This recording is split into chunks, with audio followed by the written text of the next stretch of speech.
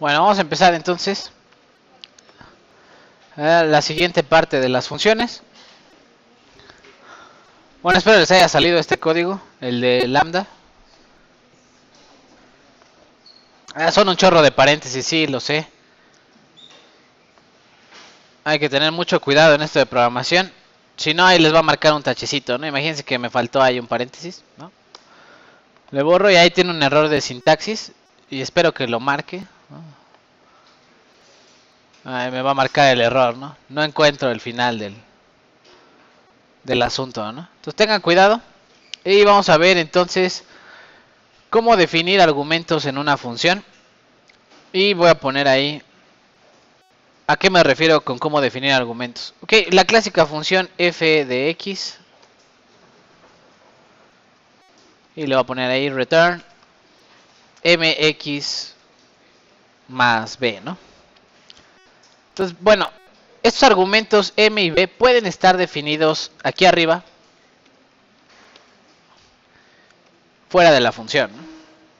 Entonces, no tiene ningún problema, siempre y cuando estén antes de la definición de la función. Como que estos valores m y b tendrá que saber de dónde obtener su valor.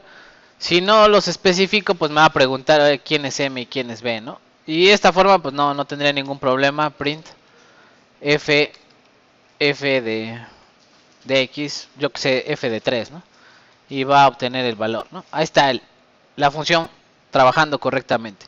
Otra opción que tiene Python por ahí sería, ok, voy a pedirle al usuario que me dé m y quién y b, pero en caso de que no me dé m y b, pues le voy a poner aquí el valor de m, que sería 10, y el valor de b, que va a ser menos 2.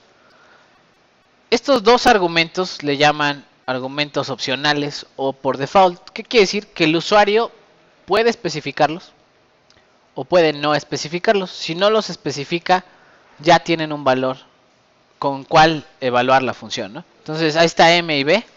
Entonces sería 3. Si lo ejecuto así directamente, pues m vale 10 y b vale menos 2. Si le pongo un segundo valor aquí, pues va a modificar el valor de m, que original es 10. Lo va a cambiar por ¿quién? Por 9. Y entonces va a modificar la operación, ¿no? Y si yo le pongo un tercer valor, yo que sé, 5, pues también va a cambiar el valor de b a discreción, ¿no? Entonces, bueno, esa es la forma de poner los argumentos. Incluso le voy a poner aquí c, ¿no? Este argumento, ¿verdad? Que c igual a, yo que sé, a 100, ¿no? Ni siquiera lo ocupo aquí en el return y lo ejecuto. Pues este valor le llaman un valor no utilizado en la función, ¿no? Puedo definir algo ahí, ¿no? Y tenerlo ahí disponible en caso de que se use o no se use. Y Python no tiene ningún problema, ¿no? Más cosas que se pueden hacer con los argumentos.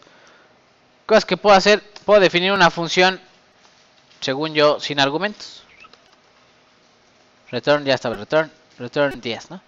Entonces puedo llamar esa función así simplemente y me va a devolver ¿cuánto? 10, ¿no? Se vale hacer una función sin argumentos o con parámetros por default. Y voy a poner ahí algo que no se puede hacer, ¿no? X, m igual a 10 y b igual a menos 2. Según yo, vamos a poner ahí return m por x más b. Algo que no se puede hacer es no poner argumentos ahí, ¿no? ¿Por qué? Porque dice, ok, tengo valor para m, tengo valor para b, pero para x no tengo valor. Y al tú intentar evaluar la función sin ningún argumento, pues necesito el valor de x. Este valor de x, al no tener aquí un igual y no asignarle un valor, se le llama una variable o un parámetro obligatorio. ¿Qué quiere decir? Cada vez que el usuario quiere evaluar a f, al menos tiene que dar a quién, a x, ¿no? Entonces, de alguna forma aquí adentro tendría que poner al menos un valor. Otra de las cosas que puedo hacer por ahí, bueno, obviamente ahí la voy a ejecutar y así funciona sin ningún problema x. Otra de las cosas que se puede hacer es poner primero el argumento b y decirle, ok, b va a valer 2 y m va a valer menos 10. Y ya vieron que no está en el mismo orden que están arriba. Y Python no tiene ningún problema en hacer la operación. Pueden especificar aquellos argumentos que son, le llaman por default o que son opcionales. Los pueden especificar en desorden a la hora de evaluar la función. Y Python no va a tener ningún problema en realizar esa evaluación, ¿no? ¿Dudas hasta ahí con los dos argumentos? ¿No? Ok, y vamos a poner el otro tipo de argumentos. Y le voy a poner ahí el argumento t asterisco. Perdón, es al revés. Asterisco t. Y return t, ¿no? Y voy a platicar qué significa este asterisco en un argumento. Ese asterisco lo que hace es definir un argumento que puede soportar no solo un valor, sino muchos valores. ¿A qué me refiero? Bueno, f la puedo evaluar sin ningún argumento y no tiene ningún problema, simplemente me devuelve a t, ¿no? Si yo le pongo un 1 y un 2, f la voy a evaluar con 1 y 2. Ambos valores, el 1 y el 2, van a ir a dar a esta t, que por tener el asterisco me permite evaluar aquí muchos argumentos, no nada más 2. Y se van a almacenar en forma de tupla, por eso le puse la t. Es una tupla. Para eso también se utilizan las tuplas. Entonces, este argumento se le llama el argumento del tipo tupla. Y esta tupla me permite evaluar la función con 1 o 2 argumentos o demás argumentos. Y verán que, bueno, ahí en la variable t, que es la que tenía el asterisco, se almacena los dos valores que estoy evaluando, ¿no? Entonces, por ejemplo, pueden utilizar una función que tenga como argumento a x y a una tupla. De tal forma que si yo hago la evaluación de 3 cosas, ¿no? 1, 2, 3. Estos dos de aquí van a ir a dar a la tupla. Y este de acá, el primero, va a ir a dar a ¿dónde? A x, que es el argumento obligatorio. Como que este es el argumento dinámico que permite evaluar más argumentos sin saber ni siquiera cuántos va a poner el usuario ahí, en f. Es muy versátil, ¿no? Esa es la idea. Tener una función tan versátil que no nada más pueda recibir un argumento, sino pueda recibir miles de argumentos en su interior. Y bueno, todas las librerías que vamos a ver después tienen este tipo de cosas, ¿no? O sea, usan este tipo de cosas para evaluar algo, ¿no? Veremos más adelante aplicaciones con esto, pero bueno, esta función, ahí como ustedes verán, me devuelve la tupla que son el 2 y el 3, y a x lo toma como 1, ¿no? ¿Sí? Y bueno, el otro argumento que vamos a ver ahorita es el argumento con 2 asteriscos. Y le voy a poner una D, así, D. Y voy a platicar para qué sirve este argumento D. También es un argumento múltiple, o sea, puedo meter más argumentos a la hora de evaluar la función, más parámetros aquí dentro. Pero si ahorita lo ejecuto, verán que se ponen llavecitas. Estas llavecitas denotan que es un diccionario. Por eso le puse la D. La idea es tener un diccionario para la función, de tal forma que si yo evalúo aquí, por ejemplo, evalúa f en la cual y es igual a 10 y yo que sé, w es igual a menos 5. Estas dos parejas de valores se van a almacenar ¿en dónde? Aquí en este diccionario, ¿no? Entonces si yo lo ejecuto, van a ver que ahora el diccionario se define así. Y con este diccionario, pues imagínense que ya esta función f recibe un diccionario y del otro lado hace un condicional y dice, ok, si w vale tanto, entonces haré tal opción. Si w vale esta otra, entonces haré tal opción. Se utiliza también muchísimo en las librerías. Por ejemplo, ¿no? Una función clásica, ¿no? Gráfica, plot. Haz una gráfica y si yo le pongo ahí, ¿sabes qué? Que el espesor de línea, ¿no? Line width, ¿no? El espesor de línea quiero que sea 10. Todos esos argumentos extra que yo le voy a especificar para el tipo de gráfica van a ir a dar a un diccionario y Python o la librería sabrá qué hacer con él para graficar lo que yo le pida, ¿no? Esa es la idea de este argumento tipo diccionario. Y bueno, eso es lo complicado de las funciones en Python. Entonces vamos a ver ahorita todos los argumentos de una función juntos. ¿Cómo sería ahí todos los argumentos, ¿no? Entonces vamos a poner ahí una función con todo. sería x, a, y le voy a poner asterisco t, ¿no? Así. Y verán que esa función es como están definidas las funciones en las librerías. Pero aquí en vez de ponerle return voy a hacer varias impresiones. Entonces va a ser más bien un procedimiento. Le voy a poner aquí print. Y le voy a poner aquí x, ¿no? X es igual a. Y aquí voy a poner lo que sea que esté guardado en x. Aquí va a entrar x y lo voy a imprimir de este lado, ¿no? Y luego voy a poner otra impresión, print. Y le voy a poner a es igual a. Y voy a poner la variable a, ¿no? Y luego voy a poner, ok, a le vamos a asignar un valor por default. Le voy a poner ahí 10.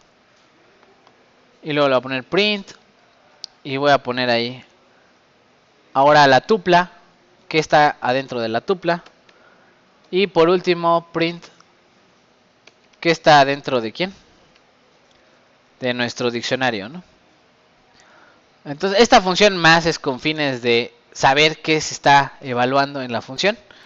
Y bueno, si yo intento evaluar la función sin ningún argumento y la ejecuto, me dice que al menos tengo que especificar a quién, a x. ¿Por qué? X es el argumento obligatorio. Aquellos que no tienen un valor por default son argumentos obligatorios. Para yo poder evaluar f, al menos tengo que dar a quién, a x, ¿no? Entonces f no se puede evaluar sin argumentos. Tengo que darle al menos 1, ¿no? Entonces ese 1 fue a dar, ahorita va a ir a dar a dónde. Dice ahí, a x. La tupla está vacía, el valor de a que se está tomando es quién, 10, y el diccionario está vacío, ¿no? Si yo le pongo un segundo valor, ¿a dónde va a ir a dar este segundo valor?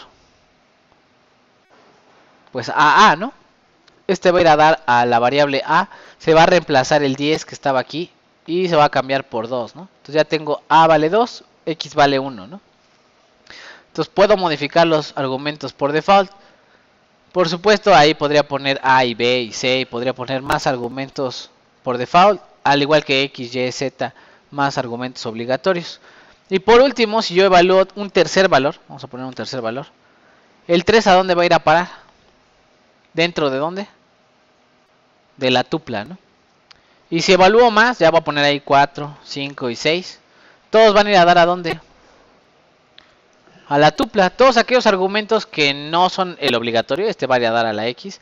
Este es el argumento opcional, ¿no? El 2. Y todos los demás que yo meta a la función f van a ir a parar a este argumento del tipo tupla, en donde se van a almacenar y habrá que hacer acciones al respecto, ¿no? Y por último, podría poner incluso en esta función, podría ponerle coma, ok, y z es igual a 20 y w o color, ¿verdad? Vamos a poner ahí color. Color es igual a blanco, ¿no? ¿Y a dónde van a ir a parar estos dos? Pues al diccionario, ¿no? Y lo ejecuto y verán ahí que ya se guardó en el diccionario de la función. Se guardó las dos variables adicionales con las que yo evalué a f, ¿no? Entonces pueden hacer una función muy inteligente, ¿no? Que se adapte al usuario, a cómo va a estar trabajando el usuario. Con todos estos argumentos, pues no hay límite en su imaginación. Ustedes ya ahí harán su aplicación de lo que ustedes quieran. Y bueno, listo, ¿no? Y el último tema que vamos a ver de funciones es ¿cómo se llama? El paradigma de recursividad, ¿no? Entonces vamos a platicar qué es el paradigma de recursividad. Y para eso vamos a hacer un pequeño ejercicio aquí con ustedes, que es cómo definir a la función factorial. Es un ejercicio clásico, ¿verdad? Que les dejan ahí toda la gente en programación. Les dice, ok, defina usted a la función factorial. Para aquellos que no conocen a la función factorial, ¿no? Así es, n con el signo de admiración. ¿Y qué hace la función factorial? Pues toma n y luego n menos 1 y luego así, ¿no? Va restando de uno en uno y los va multiplicando, ¿no? Por ejemplo, si pongo 5 factorial, pues significa 5 por 4 por 3 y así hasta llegar a ¿cuánto? A 1, ¿no? La idea es que ustedes ahorita lo intenten hacer con un ciclo. ¿Qué quiere decir? Que bueno, yo les voy a dar el valor de n, o sea, ustedes definen n igual a 5 y con un ciclo, ya sea for o while, intentar obtener el resultado de 5 ¿qué? Factorial. Entonces van a tener que empezar una variable que se llame resultado o yo qué sé, Y en esa variable primero guardar el 5 y luego multiplicarlo por 5 menos 1 y luego por 5 menos ¿qué? Menos 2, menos 3, menos 4 y así hasta llegar a ¿cuánto? A 1, ¿no? Entonces, bueno, voy a dar unos 2-3 minutitos en lo que ustedes lo intentan hacer, a ver si es cierto, ¿verdad? Lo pueden hacer con un centinela que detenga el ciclo, lo pueden hacer como ustedes gusten. La idea es que lo hagan así en código. No, ahorita olvídense de definir la función factorial, no se preocupen por definir la función factorial. Voy a hablar ahorita de cómo encapsular, ¿no? ¿Qué es esto hecho de encapsular? Lo primero es cómo hacer esa operación, ¿no? En la computadora. Yo les doy n igual a 5, ¿no? Así. Literal, voy a empezar el código, ¿no? Entonces está aquí, le vamos a poner n igual a ¿qué? A 5. Y ustedes aquí con código tienen que resolver cuánto vale 5 factorial, ¿no? ¿Va? Entonces 5 minutitos.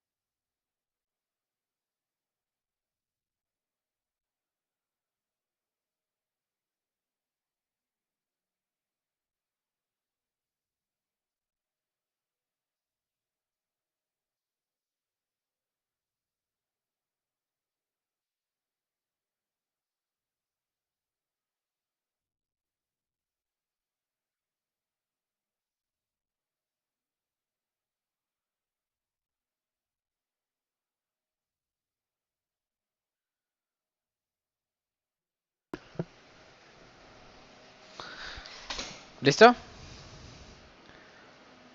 Bueno, espero que les haya quedado. Yo voy a platicar de mi código. Ustedes tendrán el suyo ahí enfrente. Ojalá tuviéramos todo el tiempo del mundo para discutir por qué y así. Pero yo voy a platicar, ok. Yo lo primero que hice o intenté hacer, digo que me voy a olvidar del factorial que tengo que hacer. Pero bueno, voy a empezar con el factorial de 5 y le voy a poner print i. Y la idea va a ser, ok, yo necesito multiplicar 5 por 4 por 3 por 2 por 1. Entonces voy a hacer un ciclo en reversa. ¿En dónde voy a empezar? Pues en n, el número que me están dando, que es 5. Y voy a terminar en 0 sin tocar al 0 y voy a ir restando de 1 en 1, ¿no? Esa es la idea con el for. Esta variable i va a ir cambiando de valor hasta llegar a ¿cuánto? Aquí voy a comentar esta línea. Ahí está, técnicas de programador, ¿no? Quito esa línea que no me interesa y la voy a ejecutar, ¿no? Entonces sería ahí, si ustedes observan, estos son los números que tengo que multiplicar, ¿cierto? Ya hice un ciclo en reversa que va desde n, o sea 5 hasta 0, de menos 1 en menos 1 sin tocar al 0, ¿no? Aguas porque si toco al 0, pues todo se hace 0, ¿no? Entonces es un detalle, ¿no? Y luego entonces digo que voy a tener que inicializar mi resultado. ¿En dónde lo voy a iniciar el resultado? Pues lo más viable sería que empezara en 1, porque 1 es el neutro multiplicativo, yo qué sé, ¿no? Esas cosas de matemáticas. Y entonces, bueno, si le empiezo en 1, pues voy a tomar esta variable i y la voy a multiplicar por ¿quién? Por el 1 que tengo ahí y lo voy a reasignar en r. Es decir, voy a hacer esta operación, ¿no?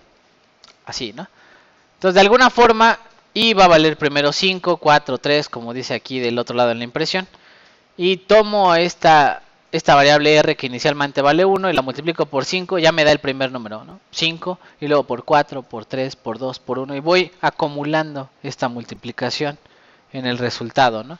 Es una técnica común, ¿no? Iniciar una variable y modificarla dentro de un ciclo utilizando lo que hemos visto hasta ahorita, ¿no? Entonces, bueno, esa sería la función factorial hecha con un ciclo y le voy a dar ahí ejecutar y ustedes verán que da 120. Prueba de que es cierto. 5 por 4 por 3 por 2 por 1 daría ¿cuánto? 120, ¿no? Entonces no hay ningún problema con mi función factorial. Ahora, la idea es que, bueno, ya tengo ahí mi función o lo que quería yo hacer. Lo que hacen los programadores, vamos a encapsularlo, ¿no? Entonces, ¿cómo lo vamos a encapsular? ¿Qué se llama encapsular? Pues es tomar aquí a la función factorial y ponerle def fact. Vamos a poner una función que se llame factorial, le voy a poner n y dentro pues voy a hacer todas estas operaciones, ¿no? ¿Qué operaciones voy a hacer? Pues voy a definir a r, dentro voy a hacer un ciclo, voy a calcular a r y al final en vez de imprimir le voy a dar ¿qué? Return, ¿no? Return r, ¿no? Y entonces de alguna forma todas estas líneas de código están dentro de la definición de la función factorial. Cuando n vale 5, entra aquí n y entonces empieza a hacer todo este algoritmo, ¿no? Todo este procedimiento que está aquí adentro, que es iniciar un resultado en 1. Si quieren le quito ahí los renglones. Inicia el resultado en 1 y luego hace el ciclo en reversa y va multiplicando por 5, por 4, por 3, por 2, por 1. Entonces ya puedo borrar esto y todo esto ya acabo de encapsular a mi función factorial. La acabo de encapsular para poderla utilizar posteriormente. Le pongo F5, ya está guardada en la memoria y ahora sí ya puedo hacer factorial de lo que yo quiera, ¿no? Factorial de 10, ¿no? Y venga, ahí viene el factorial de 10, ¿no? Entonces, esa es la idea de cómo la gente trabaja en programación. Hace algún código, lo encapsula y lo define en un procedimiento, en una función, etcétera, ¿no? A eso le llaman encapsular. Y bueno, ya que está la función factorial ahí, voy a definirla utilizando un paradigma que le llaman el paradigma de recursividad. Y voy a platicar qué es la recursividad. Entonces, la función factorial la hicimos ahorita con un ciclo. La voy a hacer utilizando decisiones, solo decisiones. ¿Y cómo lo va a hacer? Ok, le digo que la función factorial, if, le voy a poner ahí, si n es igual a 0, le voy a poner así. Ese es por definición, ¿no? La función factorial de 0, ¿cuánto vale? 1, ¿no? Según yo, Eso es por definición. Return 1, ¿no? Entonces factorial de 0 vale 1. Y le voy a poner, ok, si no llega a entrar 0, ¿qué tienes que hacer? Else. ¿Qué tienes que hacer? Pues vas a devolver return el valor que yo te di, ¿no? Que es n, sería el primer 5 que yo puse ahí, y le voy a poner aquí factorial de ¿quién? De n menos 1. Y entonces, ¿qué va a hacer esta función? Ok, aquí va a entrar el 5 y luego va a llamar al factorial de 4, ¿no? Aquí adentro va a entrar un 4 ahora, aquí entra un 4. Y le pregunto, ¿4 es 0? No. Ah, entonces vuelvo a hacer la misma operación, se va a multiplicar 4 por el factorial y ahora ¿de quién? De 3. ¿Qué es el algoritmo de recursividad? De alguna forma estoy llamando a la función dentro de su misma definición, ¿no? Y con eso, de alguna forma voy a hacer esta operación de la llamo una y otra vez hasta que cae en este condicional y me devuelve ¿cuánto? 1 y termina la operación de multiplicación, ¿no? Eso es el algoritmo de recursividad o lo que le llaman el paradigma de recursividad y no tiene ningún problema. Ahí me la leyó, ya la guardó en la memoria y si le pongo factorial de 5 me tendría que dar 120 y sin ningún problema me da factorial de 120, ¿no? Entonces, bueno, esta idea de recursividad es muy útil y vamos a hablar más adelante en qué se utiliza, pero se utiliza para hacer operaciones con matrices o determinantes o cosas así. Hay muchos algoritmos que requieren esta definición en sí misma, ¿no? O sea, que yo quiero hacer un determinante grandote, pues lo reduzco en algo más chico y luego en algo más chico y luego en algo más chico, hasta que al final termino con algo que sí sé manejar y entonces me voy en la respuesta como de regreso, ¿no? Esa sería la idea de la recursividad. Entonces, ¿dudas, preguntas? Entonces, cosas extrañas que podrán ver por ahí luego en los códigos es esto. Y bueno, vamos a pasar al siguiente tema, que ya no sean funciones. Déjenme buscar. Nos toca módulos y archivos.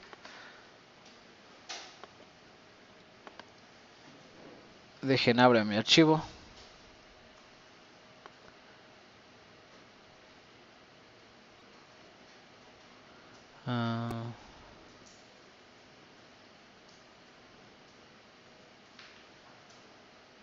Ok, vamos a entonces hablar de módulos y archivos, ¿no? El paradigma le llaman el paradigma modular, ¿no?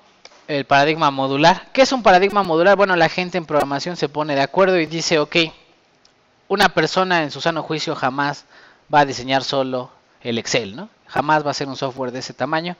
Seguramente va a trabajar con un grupo de trabajo y algunas personas harán algunas cosas del Excel, otras.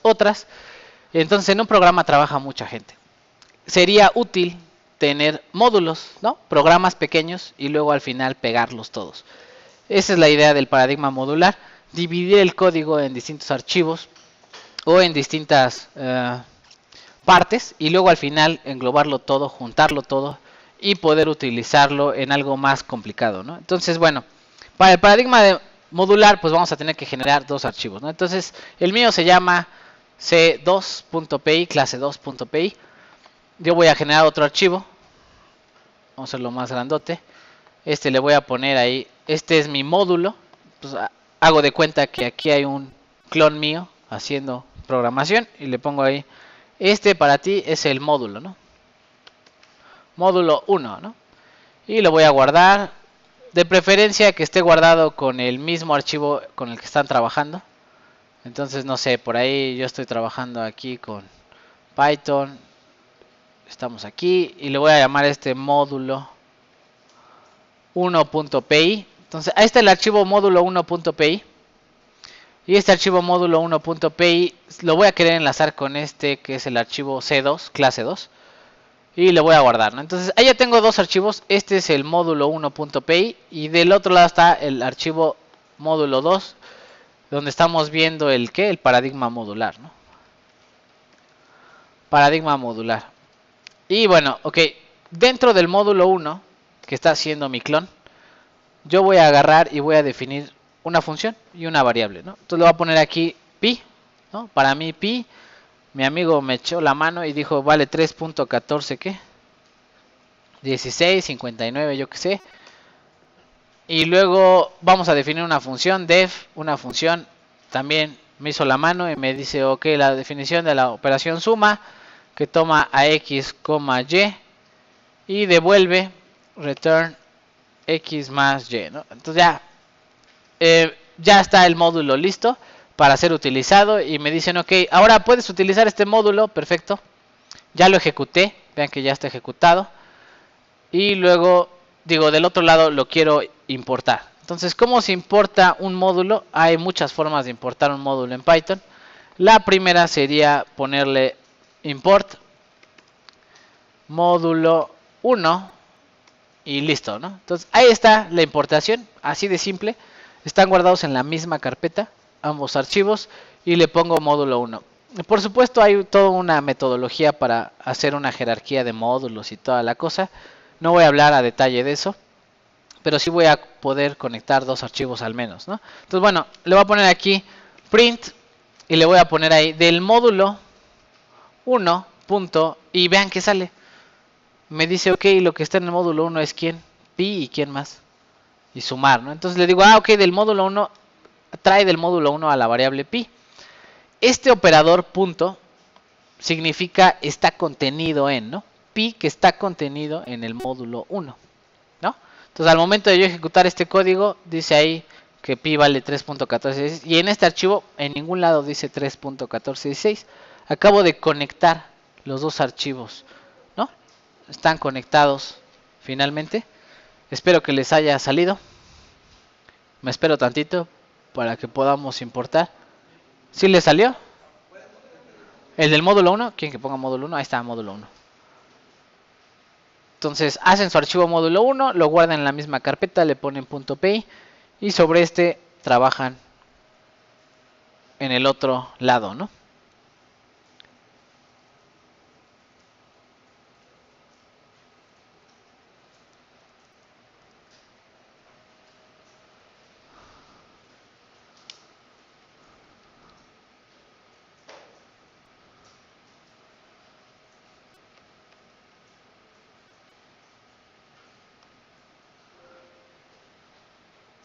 ¿Listo? Ok, va. Entonces ya tienen su módulo, ya lo conectaron, ya salió. Por supuesto también puedo llamar a la operación suma. Suma de x, y. Ahí incluso me marca y le voy a poner suma de 4 y 3. Y le tienen que dar, ¿cuánto? 7. Y por ahí dice reloaded, ¿qué? Modules. O sea que se recargó el módulo 1. Y bueno, voy a explicar un poquito de lo que sucede del otro lado en su carpeta. Ahí está mi carpeta, perdón. Ahí está la carpeta, estoy en esta carpeta y ahí está, ¿no? Módulo 1 y C2. Y vean que salió una carpetita que dice PyCache, ¿no? Y adentro viene no sé qué, módulo 1 C Python 36, no sé qué. Es un virus enorme, gracias. No, no es cierto, es el archivo de módulo 1 compilado. Es el archivo ya en traducción a código fuente o código máquina, que ya es un ejecutable y se ejecuta de forma más rápida, ¿no? Entonces, esa es la idea de hacer también módulos, que uno hace un módulo, el programa a la hora de ocuparlo lo compila, lo traduce a código máquina y lo ejecuta desde el otro lado, ¿no? Entonces, cuando ustedes hacen una instalación de un software, verán que les crea un chorro de carpetas y descomprime no sé cuántas cosas. Son en realidad todo este paradigma modular de interconectar todo lo que hicieron la gente en ese software, ¿no? Entonces, bueno, ahí está la idea de lo que pasa ahí en su archivo. Ahí todavía nos falta ver un chorro de cosas. Ok, la siguiente forma de importar un módulo. Entonces, la siguiente forma es ponerle un alias. Es súper incómodo todo el tiempo andar escribiendo módulo 1.py, módulo 1.suma. Entonces le voy a poner ahí as m1, ¿no? Esa sería la forma de acortar la nomenclatura. Le estoy dando un alias que se va a llamar módulo 1. En vez de módulo 1, solamente le voy a poner m1, ¿no? Y eso es totalmente válido en Python. Y verán que no tiene ningún problema en hacer la ejecución, ¿no? Entonces, bueno, le estoy poniendo ahí un alias a Python en su módulo. Y bueno, esa es la segunda forma de importar. Una es con el import solito, pero entonces voy a tener que poner la referencia siempre módulo 1.py, ¿no? Ya se imaginarán, si el nombre del archivo es largo, pues todo el archivo así completo, ¿no? Si no quiero hacer eso, pues un alias es lo ideal, ¿no? Y bueno, entonces la segunda última forma de importar es utilizando la palabra from. Y le voy a poner from módulo 1 import y le voy a poner ahí pi. ¿Qué quiere decir? Que bueno, ya le estoy diciendo a Python de dónde va a sacar la variable que pi. Entonces ya no tengo que andar poniendo esto de módulo 1, M1 o lo que sea que se ponga. Directamente puedo usar a la variable pi, así, solita, ¿no? Entonces la ejecuto y me dice, perfecto, pi ya sé cuánto vale. ¿De dónde la voy a sacar? Ah, pues en el enunciado 3 dice de dónde. Y la ejecuto y ya sabe qué hacer, ¿no? Esa es como la más cómoda. Por supuesto, no está cargada la función suma. Si yo le pongo aquí suma, no aparece. Ya vieron que no me marcan, no sabe ni quién es, ¿no? Ni cómo se llama. Es más, la voy a intentar ejecutar. Ya está guardada aquí en la memoria RAM, entonces sí va a saber qué hacer con ella. Pero en teoría, esta de aquí no le está obteniendo del módulo 1. Para que la obtenga le tendría que poner aquí coma. También tráete a quién. A suma, ¿no? Y esto es cuando quiero entrar al módulo y solamente extraer ciertas cosas del módulo. No todo el módulo, cargarlo en la memoria RAM, sino solamente ciertas funciones o ciertas variables. Entonces sería como la segunda forma con from, ¿no? Es un poquito cómodo a veces porque no tengo que estar escribiendo módulo 1. Esto, módulo 1. Lo otro. Y estoy guardando la referencia de dónde estoy sacando a pi y a suma. Vamos a suponer que tengo dos módulos, ¿no? Módulo 1 y módulo 2. Y no lo voy a hacer, pero en los dos módulos hay una pi. ¿Cuál de las dos pis va a llamar? Bueno, pues la última importación que yo ejecute, tendría que poner un segundo de estos, ¿no? Tendría que agarrar y copiar y decir, ok, pues entonces también from módulo 2 también hay una definición de quién, de pi. Y cuando yo ejecuto el enunciado 4, ¿qué va a hacer? Pues va a sobreescribir esta pi del módulo 1 y me voy a quedar con la del módulo 2, ¿no? Si quiero manejar las dos, pues les voy a tener que poner un alias y decirle del módulo 1 tráete a pi o del módulo 2 tráete a pi, ¿no? Ponerle m1.pi o m2.pi, etcétera, ¿no? La idea es siempre tener en cuenta la referencia de dónde estoy sacando cada cosa. Y la última forma, la menos recomendada por Python y también por mí, es hacer esta salvajada de poner un asterisco y eso es importa todo, ¿no? Y entonces ya no sé ni qué importé y ni de dónde está saliendo nada. Y entonces se vuelve esto un problema después, a la larga, en un código grande. Donde, bueno, si tengo dos funciones sumar, ya no sé ni cuál estoy usando. Y entonces, bueno, ahí sí va a funcionar pi, ¿no? Sin ningún problema, ahí está pi. Y ahí está sumar. Pero hasta el Spider se queja, ¿no? Por favor, no detecto los nombres de cada cosa, dónde está cada cosa, ¿no? Todos se quejan, yo me quejo, Spider se queja. Pero bueno, en algunas ocasiones es útil importarlo así. ¿Cuándo es útil importarlo así? Bueno, cuando están trabajando aquí en la consola, ¿no? Entonces le digo, ay, quiero importar mi módulo para hacer 2-3 cuentas chiquitas aquí. Ah, pues lo importo así, ¿no? From módulo importa el asterisco y ya jalo todo y empiezo a jalar a pi y empiezo a hacer algún cálculo sencillo, ¿no? Sin tener que guardar toda la referencia, ¿no? En caso contrario, yo recomendaría poner la referencia. Siempre con quién están haciendo la referencia, ya sea con el from o utilizando el import solito, ¿no?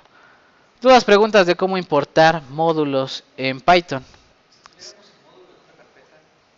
En otra carpeta, ok, se dice que hay que hacer una variable del entorno para poder importar, para que Python vaya a buscar ahí y todo eso. No lo vamos a ver aquí, pero sí se puede hacer. Le diría y le recomiendo la página de Python donde dice perfectamente cómo hacerlo. Sí se puede hacer, incluso se puede hacer una jerarquía de carpetas para acomodar todos los módulos y importarlos, pero es para gente que hace un software ya muy grande, ¿no? Cuando ya uno trabaja con un software bastante grande, entonces ya le tiene que poner jerarquía de carpetas y toda la cosa. Sí hay todo un tutorial de cómo hacer eso, ¿no? Entonces no lo vamos a ver aquí, es más avanzado, pero lo básico es que ustedes sepan importar cosas, porque ahorita más adelante vamos a trabajar con librerías de ciencia e ingeniería, en donde simplemente con una oración la vamos a importar y vamos a estar haciendo cosas, ¿no? Interesantes. Pero sí se puede hacer. Nada más que, bueno, todo un rollo. Ahí usted buscará. Sí se puede hacer. Bueno, más cosas que tengo que decir. ¿Dudas, preguntas? No, bueno, perdón. Voy a poner de regreso, ¿no? Déjenme ponerle ahí. Import módulo 1 as M1. Y voy a poner ahí print. Y si ustedes recuerdan, esta función que hace, me da un directorio de todo lo que está contenido o las funciones que tiene cada cosa. Y le voy a poner ahí, a ver, dame el directorio del módulo 1. Y verán que ahí me dice que está pi y está quién. Suma, ¿no? Y hay un chorro de variables con doble guión bajo que yo no definí. Y que Python dice no juegues con ellas.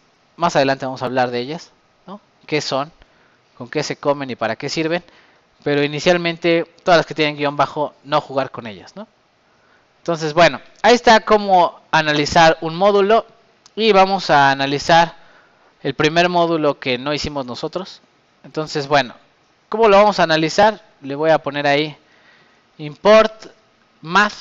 Este es el clásico. Hasta ahorita no hemos dicho cómo sacar seno, coseno, logaritmo y ni nada de eso, ¿no? Entonces, el primer módulo que vamos a ver es el más simple, que trabaja con matemáticas. Y entonces, bueno, ahí del módulo math, vamos a ponerle ahí, a ver, dame el directorio de math, ¿no? Y ustedes pueden ahí explorar todo lo que tiene, ¿no? Y entonces tiene arcoseno hiperbólico, arcoseno, arcotangente, yo que sé, coseno, función error complemento, el factorial, ¿verdad? Esa que definimos nosotros, también está por ahí.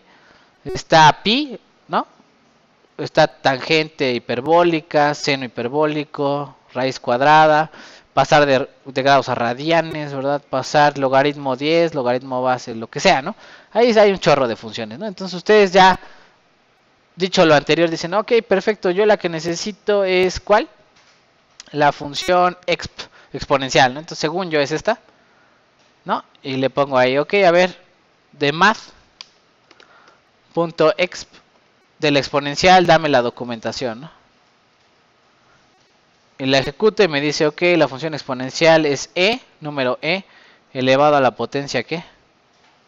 X, ¿no? Ah, ok, sí es la que necesito. Entonces, math exponencial, sácame el exponencial de 5, ¿no?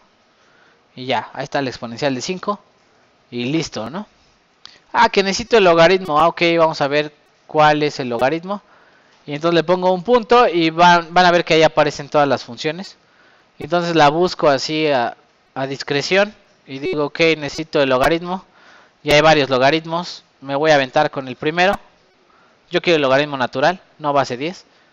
Y ok, como no sé cómo funciona, pues le voy a poner otra vez que. Dame la documentación. La ejecuto. Y ahí dice, ok, devuelve el logaritmo de x a la base dada. Si no se especifica la base, o sea, si la base no está especificada, devuelve el logaritmo natural, o sea, hace base, ¿quién? ¿no? Entonces ya sé que si le pongo un solo argumento, tiene un argumento por default, ¿verdad? Lo que hablamos hace rato, tiene un argumento por default que sería la base, ¿no? Y entonces ahí le pongo, ok, perfecto, necesito la base, logaritmo natural de, yo qué sé, de 1, es la fácil, y da 0, ¿no? ¿Sí? Entonces, bueno, dudas, preguntas de cómo explorar una librería, cómo obtener las funciones que uno necesita sin ningún problema. Por supuesto le podría poner un alias y trabajar con esto, o ponerle from math importa nada más el logaritmo, que es lo único que necesito, y ya trabajar con el logaritmo sin ningún problema, ¿no? Bueno, ahí está la idea de cómo trabajar con librerías que ustedes no hacen. Ahí ustedes ya se divierten, ¿no? Buscando la que les gusta, la que necesitan, etcétera, ¿no? Y voy a ver entonces, según yo. Ok, vamos a ver entonces cómo abrir archivos en Python. Déjenme ver.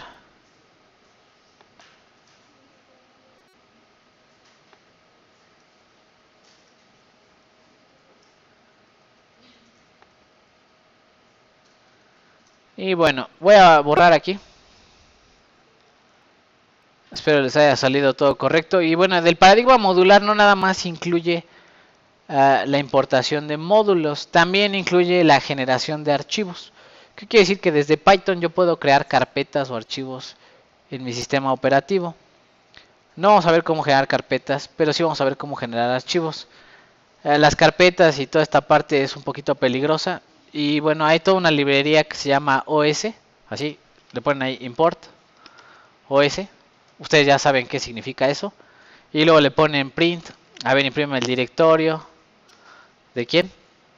De OS. Ustedes ya son unos buenos en Python. Voy a explorar mi librería y ahí tiene un montón de cosas que hacer con su sistema operativo. Para no sé qué. Ahí tiene un montón. Path para generar una nueva carpeta o yo que sé. Por ahí. Ustedes se divertirán, ¿no? Entonces, bueno, ahí si ustedes quieren investigar cómo hacer carpetas, mover archivos, imagínense que tienen que hacer una tarea de su jefe, ¿no? Tienes que pasar todos estos archivos, les tienes que cambiar el nombre y pasarlos para acá. Pues hacen un ciclo y utilizan esta librería y pueden automatizar cosas en su computadora, ¿no? Entonces Python sirve para un chorro de cosas. Bueno, ahí se divierten, si alguien quiere saber. Es con OS, no la vamos a ver. Vamos a ver lo básico que es cómo crear archivos en, ¿cómo se llama? De texto o de alguna cosa por el estilo en Python. Y bueno, entonces para crear un archivo pues voy a capturarlo en una variable. Le voy a poner ahí archivo 1. Este archivo se va a generar utilizando el comando open. Entonces si no está creado el archivo con open lo voy a generar. Y entonces voy a poner ahí. Esa es mi carpeta donde yo voy a crear mi archivo. Ahí están todos mis archivos de lo que estamos dando ahorita en el curso. Y yo que sé, yo quiero crear en esta carpeta un archivo que se llame, yo que sé, datos.txt para guardar resultados, ¿no? Entonces voy a seleccionar aquí, no me sé la ruta. En ocasiones aquí arriba aparece la ruta, pero si no aquí en propiedades o como ustedes quieran viene aquí la ruta, ¿no? ¿Sí o no? Esta es la ruta toda completa. Voy a poner control C. No, ya copié la ruta. A veces aparece también acá. Uy.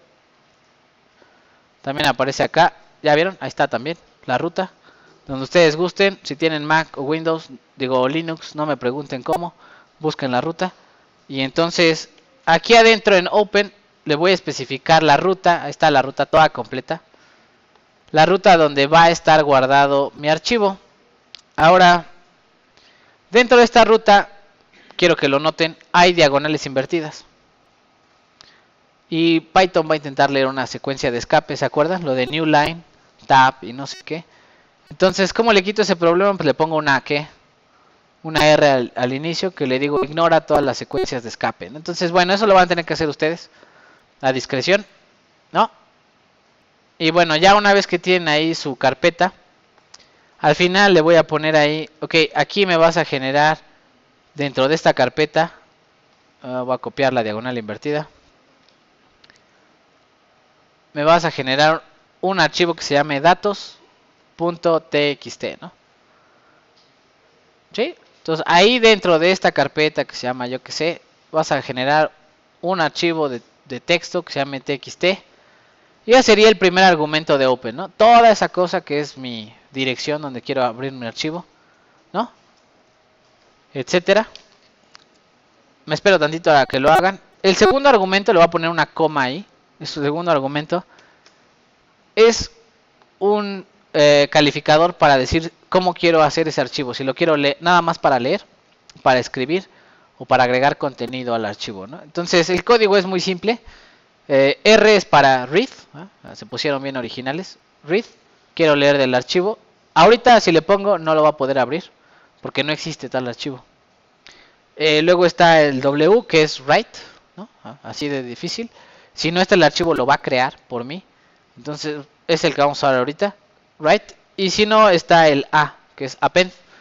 Abre el archivo y ahorita vamos a platicar la diferencia entre append y write. Pero lo básico es, ok, write, cada vez que abre el archivo borra todo su contenido y sobrescribe, ¿no? Y entonces ya se imaginarán su tesis y le ponen write y la muerte, ¿no? Se va para siempre. Y si le ponen append, pues nada más agrega contenido al final. Entonces es la diferencia, es muy sutil, pero es importante, ¿no? Entonces yo voy a utilizar write, ahí está write, y le vamos a poner ahí, listo, ¿no? Y luego cada archivo, cada vez que creo un archivo, le voy a poner archivo 1.close. ¿Qué pasa si no pongo el punto close? Que no cierro el archivo. Pues aparentemente cuando yo cree el archivo se va a abrir el archivo, pero no lo voy a ver visualmente en una ventana. Va a estar ahí en la memoria RAM, va a estar como uno de los procesos de su computadora, pero va a seguir abierto. Y todo lo que haga en ese archivo no se va a guardar los cambios. Entonces, ¿qué va a pasar si no le pongo close? Al final, cuando cierre mi programa y todo y abra mi archivo de texto, no va a haber nada, no se va a guardar nada. Entonces, siempre el paso inicial, abrirlo, el paso final, cerrarlo, y automáticamente se guardan todos los cambios en el archivo, ¿no? Entonces, siempre recomiendo, primero abran, cierren, y luego aquí en medio, pues ya hacen todo lo que quieran con su archivo 1, ¿no? Entonces, bueno, ahí está. Y voy a poner la magia, ¿no? Aquí verán 22 elementos como magia. Aquí no lo ven. Lo voy a correr. No lo ven. Y ahora ya lo ven, ¿no? Aquí está. 23 elementos. Y dice datos, ¿no? Entonces, ahí se creó el archivo, ¿no? Y una técnica útil. Ahí está, 0 kilobytes, ¿no? Y bueno, una técnica útil. Yo siempre hago esto. Que es, bueno, lo voy a abrir en el Spider. Entonces me voy al Spider, lo arrastro. Y ahí está mi archivo de datos, ¿no? Entonces, para no tener que abrir el bloc de notas o lo que sea, voy a cerrar el módulo 1, ¿no? Me quedo con este. Y ya está ahí mi archivo de datos, ¿no?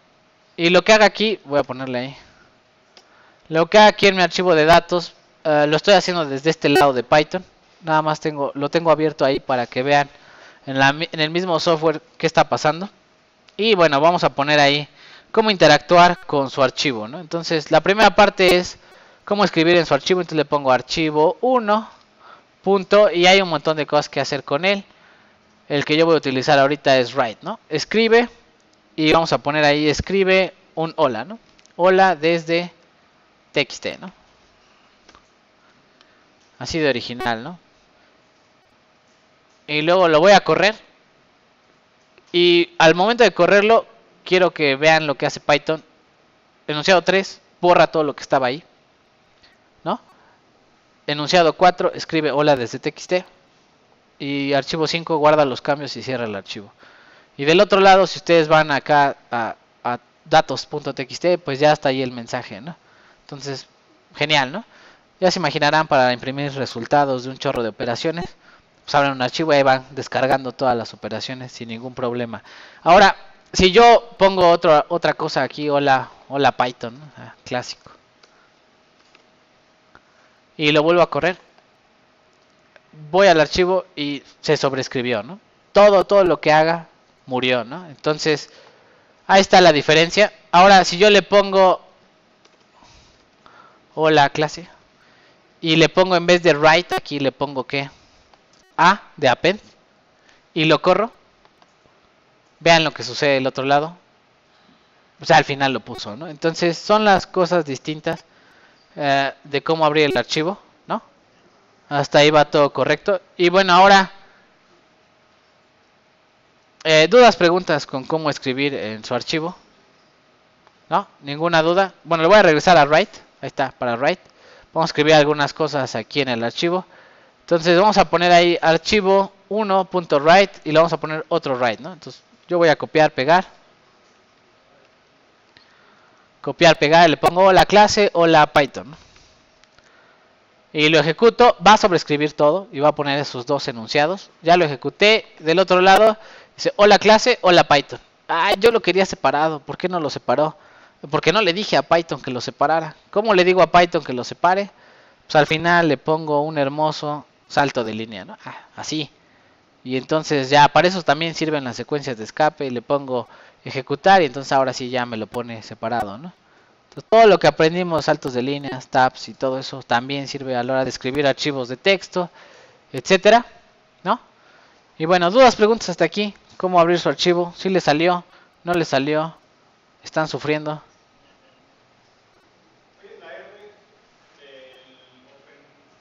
¿Acá? ¿Está? ¿Está? Ah, ok, sí. Cada una de estas diagonal invertida, Python, siempre que ve una diagonal invertida, busca que el siguiente carácter sea una secuencia de escape, como un salto de línea, un tab o alguna cosa de formato del texto, más que de, ¿cómo se llama?, de una dirección de una carpeta, ¿no? Entonces, cuando él ve esta diagonal invertida, pues intenta buscar cuál es la secuencia de escape, ¿no? Hay que saltar la línea, ¿qué hay que hacer? Entonces, ¿cómo le digo? Ignora todas las diagonales invertidas, ponle una R, ¿no? De raw string o de crudo, ¿no? Tómalo crudo como está y busca esa dirección. También funciona con diagonales sencillas, si le ponen todas diagonales sencillas, pero obviamente a mano hay que darle, ¿no? Y da flojera. Entonces, bueno, esa es la explicación, ¿no? De la R. Y bueno, ahora voy a leer del archivo, ya que está mi archivo aquí con mis dos líneas de código. También voy a leer de mi archivo, entonces ahora le toca ¿cuál? Read, ¿no? Y entonces ya los writes no se va a poder. Le voy a poner ahora archivo 1. ¿Qué? Read. Y como esta va a ser una variable, pues la voy a guardar aquí, le voy a poner aquí línea 1 o lectura 1 de mi archivo, ¿no? Y le voy a dar ejecutar y ya lo leyó, ¿no? Según yo ya sabe quién es L1 con este read. Vamos a ver quién es L1 acá en la consola. Y dice L1 es todo este string. ¿Qué hizo? Leyó todo el archivo, ¿no? Todo el archivo lo leyó, ¿no? Y si le digo ok read y le pongo aquí 5 y lo ejecuto. Vamos a poner el print aquí si quieren también, ¿no? Print, para no estarlo poniendo del otro lado, print L1. A ver quién es L1 con el read y 5 aquí adentro. Pues solamente es el hola, ¿no? ¿Qué hizo? Leyó 5 caracteres, ahí está el espacio vacío. 5 caracteres de su texto, ¿no? Y bueno, si le pongo otro read, L2, lectura 2, ¿no? Lectura 2 es igual a archivo 1.read y le pongo, está mal escrito, archivo 1.read, le pongo 5 y le voy a dar a ejecutar y le digo, ok, imprímeme L1 print L2 y lo ejecuto, me dice hola clase, ¿no? Entonces, como que en el enunciado 4 leyó los primeros 5 caracteres, en el enunciado 5 leyó los otros 5 y va leyendo dependiendo del número de caracteres que quiero que lea. Es una forma de leer, ¿no? Cuántos caracteres por cada lectura. Por supuesto, con un ciclo sería algo mucho más que eficiente, ¿no? Hacer un ciclo lee 100 veces de 5 en 5 caracteres, ¿no? O algo por el estilo. Se puede hacer y voy a poner ahí, entonces, ese es un tipo de read. Voy a poner el otro tipo de read. Bueno, ahí está cómo hacer una lectura. Entonces, read y hay otro que se llama .readline, ¿no? Readline y este lee una línea, ¿no? ¿A qué me refiero con una línea? Pues lee hasta que ve el salto de línea, ¿no? ¿Cuál salto de línea? Pues este salto de línea entre este renglón y este renglón. Hay un diagonal invertida n, ¿no? Que es un salto de línea. Entonces busca hasta donde ve un salto de línea y lee la primera línea y la guarda en L1. Si pongo otro readline sería la línea 2 y así en adelante, ¿no? Hasta que se pueda, ¿no? Entonces, ¿dudas, preguntas cómo leer líneas o renglones o texto en su archivo? Bueno, otra de las cosas, vamos a platicar ahí rapidísimo con lo de readline. Ejemplo, ¿no? Vamos a poner un ejemplo. Entonces, estoy en la lectura de archivos, ¿no? Tiene aquí la R de lectura. Tiene aquí el readline. Estoy leyendo el archivo 1, pero vamos a leer, lo voy a poner aquí 5.2, ¿no? O 5.3, yo que sé, ¿no? Y le doy guardar, le voy a dar ahí el disquete, si alguien sabe qué es un disquete. Y luego, ya está, ¿no? Y le pongo línea 1 y a ver, al 5 punto lo que sea que estaba del otro lado, súmale 2 y lo ejecuto. Y me dice, error, un string no se puede sumar con quién, con un entero. Entonces, por default, Python lee todo lo que entra a Python, entra como un ¿qué? String. Hay que transformarlo a ¿qué? A número para que él pueda leerlo. Entonces, como sé que es un flotante, pues le tengo que poner aquí que transfórmalo a float, así, ¿no? Más 2, ¿no? Y ahora sí ya, ¡pum! 7.3, ¿no? Entonces, bueno, son detalles que uno empieza a observar cuando uno empieza a leer archivos de texto o ese tipo de cosas. Igual, para escribir en un archivo, lo primero que hay que hacer es transformar lo que sea que vamos a escribir en string, ¿no? Entonces, si quiero escribir un número, pues a veces sí funciona con lo de write y poner el número. Pero en muchas ocasiones lo mejor es ponerle write y luego transformarlo a string y luego ya escribirlo en el archivo, ¿no? Algo así, ¿no? Entonces vamos a hacer lo de la escritura, algo así, ¿no? Entonces pongo, a ver, voy a escribir ahora sobre el archivo. Ahí está, write. Y le digo, ok, ¿qué voy a hacer? Voy sobre el archivo 1. Sobre el archivo 1, en vez de read, le voy a poner, ¿qué? Write. También existe, creo, write lines. No, write solito, ¿no? Porque write-lines creo que recibe una lista de cosas que escribir y las pone una en cada línea, ¿no? Entonces, bueno, vamos a hacer una lista. Ahí ustedes investigan para qué sirve write-lines. Ya saben investigar, ¿no? Cómo se hace. Ya ustedes, ok. Entonces, write y vamos a poner ahí. Ok, si yo quiero poner un número, que sé 6.8, ¿no? Y lo ejecuto. Del otro lado me dice, para write necesita hacer un ¿qué? Un string. Entonces, ¿qué hago? Así, ¿no? String. Y lo ejecuto, ¿no? Chin. Y veo del otro lado, perfecto, ya escribió, bueno, ya tiene la escritura de el 6.8, le pongo más, ok, quiero un salto de línea, pues lo tengo que poner a mano, ¿verdad? Así, diagonal invertida N. Y lo ejecuto y ya van a ver que puso 2 líneas, ¿no? Etcétera. Y que no, que quiero notación científica, ¿qué voy a hacer? Pues lo del formato de impresión, ¿se acuerdan? Entonces, ¿qué voy a hacer? Pues le pongo esta cosa de aquí, ¿no? Entonces, ahí va el asunto, ¿no? Pongo un string, dentro del string pongo unas llavecitas, ¿se acuerdan de las llavecitas que se van a reemplazar? Le pongo 2 puntos, necesito 2 decimales, notación científica, punto format, dale formato al 6.8 y pone un salto de línea. Todo esto para ponerle notación científica con 2 decimales, ¿no? Lo ejecuto y volteo a ver el otro lado y listo, ¿no? Entonces, bueno, he ahí la utilidad de todo lo que vimos. Todo ya empieza a cuadrar poco a poco. Entonces, bueno, ya se imaginarán, ya esto lo pasan al Excel, lo copian, el Excel también lo lee, ya hacen lo que ustedes gusten con esto, ¿no? Entonces, bueno, dudas, preguntas con esto. Hay mucho que hablar sobre lectura de archivos. Hay como mover el cursor dentro de un archivo con una cosa que se llama seek, ¿no?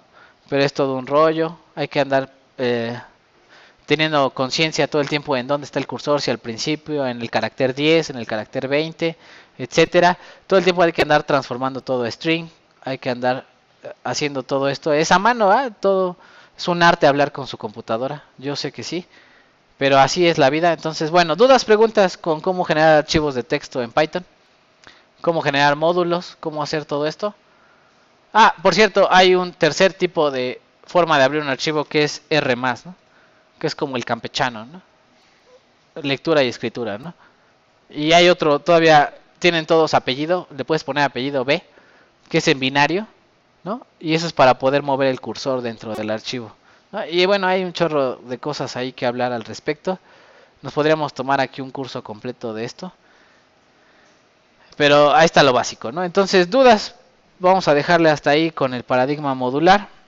Y déjeme ver qué sigue.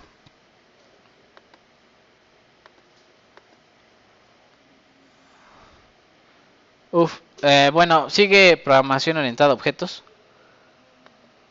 Ya estamos en los últimos paradigmas, ¿no? Ya nos toca este de aquí.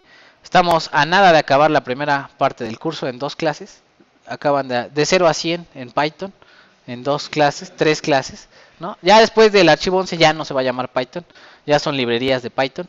Y después de las librerías de Python son cosas útiles con Python, ¿no? Entonces, estamos de 0 a 100 en Python. Vamos a terminar la siguiente clase con el archivo 10 y 11. Recuerden que la clase que viene llego tarde. Entonces nos vemos aquí media hora para que les dé tiempo del café y todo lo demás, ¿no? Entonces, bueno, déjenme abrir esta cosa de acá. Cosas que tengo que hablar en programación orientada a objetos. Ok, ¿puedo borrar todo? Ya, eso va. Entonces, yo creo que no va a dar tiempo en 15 minutos, pero vamos a empezar, ¿no? Porque si no, es un tema pesado y largo.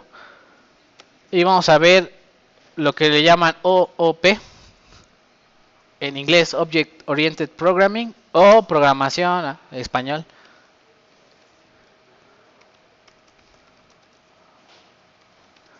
programación orientada a objetos, ¿no? Y esta es como el mundo abstracto de la programación.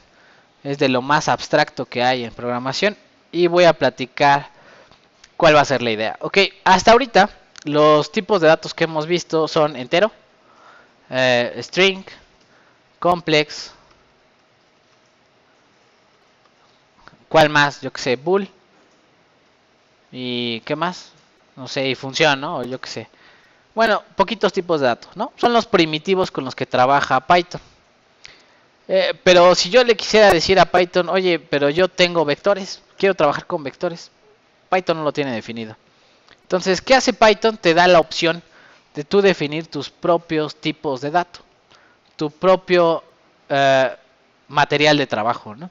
Entonces, si yo quiero definirle a Python y hablar con él y decirle, oye, te voy a decir qué es un vector, y después voy a trabajar con muchos vectores, no nada más con uno, así como Python sabe que es un entero y trabaja uno con muchos enteros, así yo le puedo definir a Python qué es un vector y luego trabajar con muchos de estos vectores, ¿no? Eso es la programación orientada a objetos. La programación orientada a objetos se basa en dos partes. Una, la primera parte, que es la descripción del objeto, o sea, qué es un vector para ti, Python, y para mí, vamos a ponernos de acuerdo. Y luego ya la creación de los objetos y el trabajo con ellos, ¿no? Entonces, la primera parte del trabajo de los objetos, o todo eso, que es la definición, o ponerte de acuerdo con Python, qué es un vector o qué es lo que quieres definir, se llama una clase, ¿no? Entonces, se empieza con algo que se llama class, ¿no? Y vamos a poner ahí, en class, le vamos a poner ahí class vector, ¿no? Python, te voy a definir qué es un qué es un vector, ¿no? Y en esta definición de qué es un vector, le voy a decir a Python, ok, perfecto, para mí el vector, dentro del vector, va a tener algo que se llama magnitud, que va a ser 2, y va a tener algo, no sé, va a tener la habilidad, esto es una función, ¿se acuerdan? Por el def, que se va a llamar cambiar guión bajo magnitud, ¿no? Entonces va a tener dos habilidades, ¿no? Va a tener una magnitud del vector. Ya sé que los vectores tienen magnitud y sentido y bla, bla, bla, ¿no? Pero este vector va a tener solamente magnitud. Y le voy a poner aquí self. Ahorita vamos a platicar quién es self. Le voy a poner aquí nueva magnitud. Nueva magnitud. Y le voy a poner aquí self.magnitud es igual a nueva magnitud.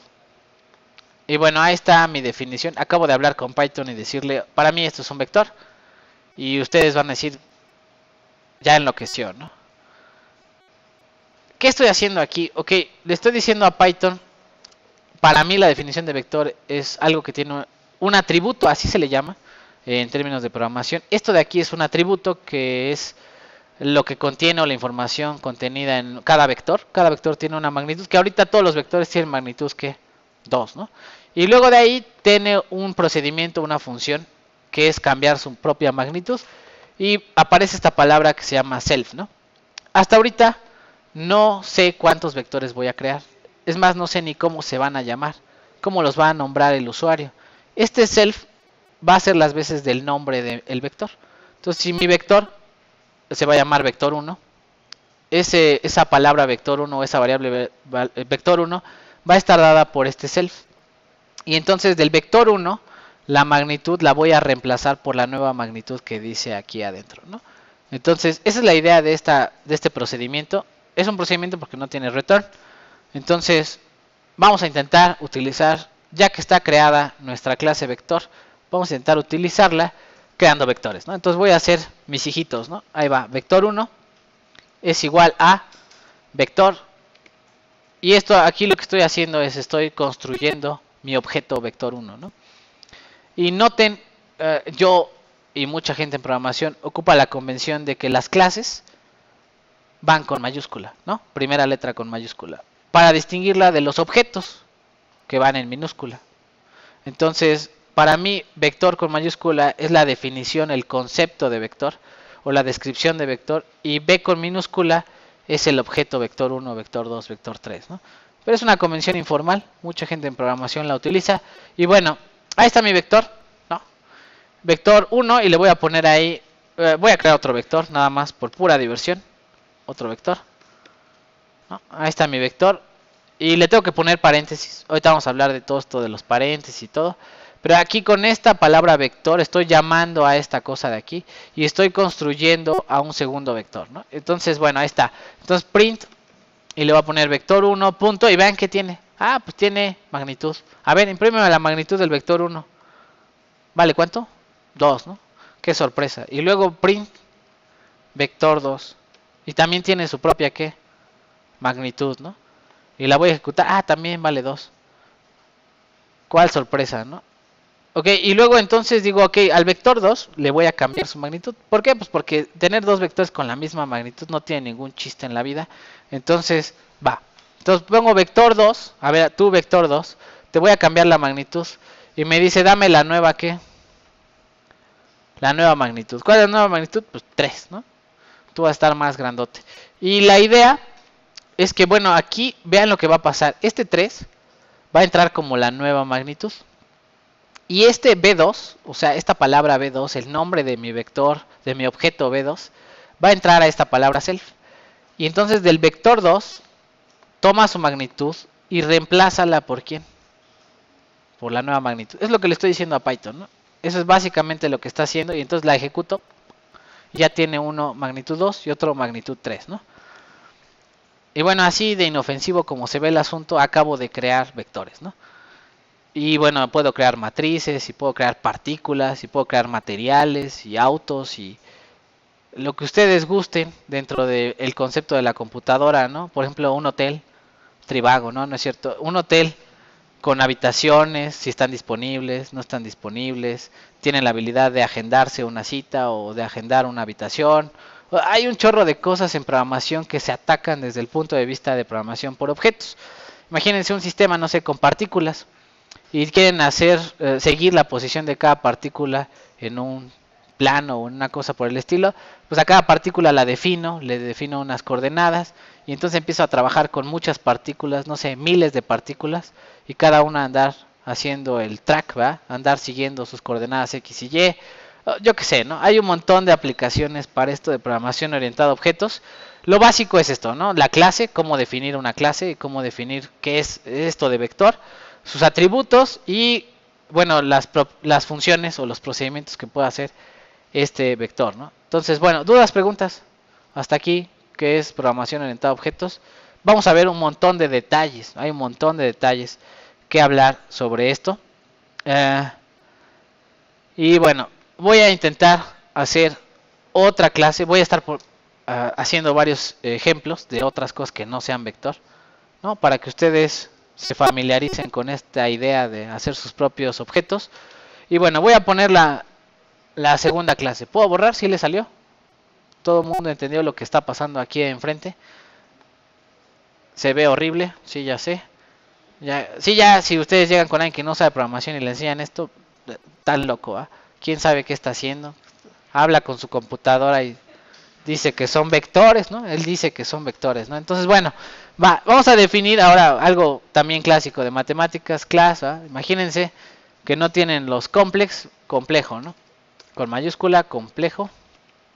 Le voy a poner ahí 2 puntos y voy a definir ahora mi complejo, ¿no? Y para definir mi complejo le voy a definir 2 atributos, que es la parte real y la parte que imaginaria. Ahora, yo lo voy a hacer en algo y es la primera vez que voy a utilizar estos doble guión bajo, ¿no? Doble guión bajo y le voy a poner init, no entero, no es entero, es init como de inicial, ¿no? Ahorita vamos a hablar qué es esto de init. Le pongo paréntesis y algo que no mencioné anteriormente es que todos los procedimientos o funciones dentro de la definición de una clase, su primer argumento por obligación debe de ser ¿quién? Self, ¿no? ¿Qué es decir? Lo primero que me tienes que dar es el nombre de tu objeto, ¿no? Si es del vector 1 o es del vector 2 o es de quién, ¿no? Si no me das el nombre, no puedo construir tu complejo que estás intentando crear, ¿no? Entonces, lo primero siempre es self y luego es que real, la parte imaginaria, ahí está. Y luego le digo, ok, a cada uno de los complejos que voy a crear que tienen este nombre, self, le vas a guardar R, así le vamos a llamar R a la parte que real, y self, le voy a poner aquí I, que va a ser la parte que imaginaria, ¿no? Así, self.r, self.i, y ahora sí voy a crear mis números complejos, ¿no? Y ahorita voy a platicar qué es esto de init, etcétera, ¿no? Entonces pongo C1, mi primer complejo, y le voy a poner ahí es un objeto, así como yo creo enteros, flotantes, etcétera, es un objeto de la clase complejo. Y me pide dos cosas. ¿Por qué me pide dos cosas? Aquí en los paréntesis, porque esta función, que es initial, se le llama la función constructora. Cada vez que yo construyo un nuevo complejo, voy a necesitar a fuerza dar que la parte que real y la parte imaginaria, además de su que su nombre, ¿no? Aquí su nombre hace las veces de C1, R se va a almacenar como la parte real, I se va a almacenar como la parte imaginaria, y entonces le voy a poner aquí dos hermosos números, ahí está.